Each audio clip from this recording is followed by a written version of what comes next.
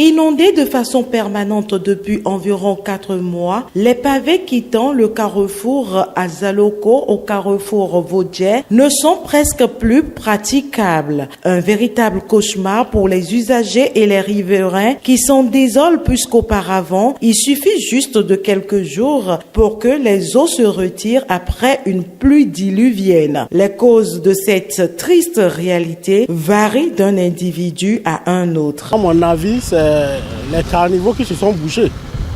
Et si les caniveaux sont bouchés, ça, c'est un problème de citoyenneté. C'est certainement, ou soit les sachets qui traînent partout, ou le sable s'est entassé à des endroits donnés du caniveau et l'eau n'arrive plus à s'écouler.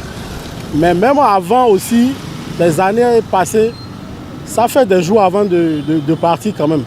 Bon, maintenant, ce que moi je constate, c'est que le temps s'est augmenté un peu.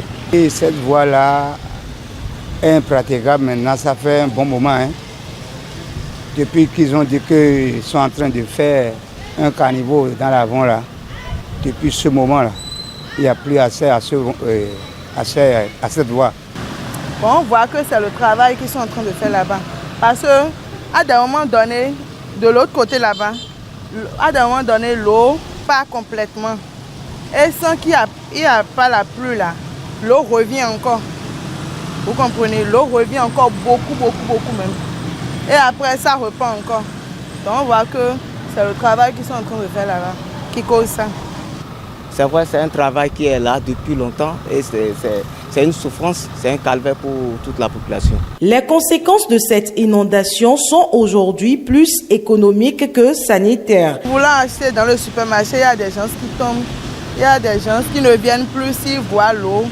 Ici aussi, dans notre buvette, on ne vend plus parce qu'il y a l'eau, il y a plein d'eau ici, il n'y a plus la vente. Nous sommes là, les clients ne viennent plus acheter comme il le faut à cause de l'eau. Donc on souffre énormément sur la voie.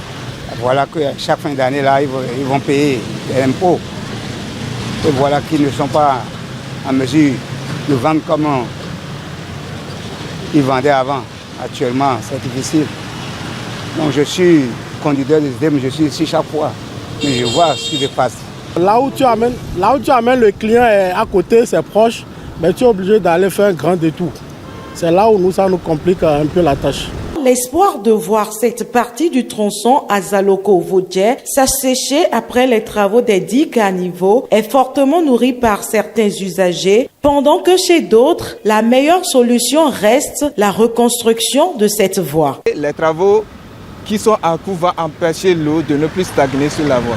Oui, selon ce qu'on entend, paraît-il s'ils finissent leurs travaux là, et la voie serait praticable. Je ne suis pas sûr, sinon ici là c'est un bas-fond et puis la voie n'est pas du tout en chaud là.